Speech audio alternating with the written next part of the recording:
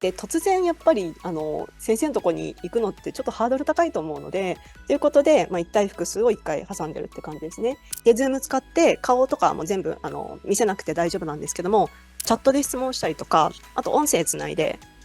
電話みたいな感じで話します。で、見学参加 OK にしてますので、いろんな人に質問ができて、他の人の質問も参考になると。1対1の質問行くのが怖いなという時は、一回これ見学してもらって、みんながどんな風に質問してるかっていうのを参考にされるのもいいかなと思います。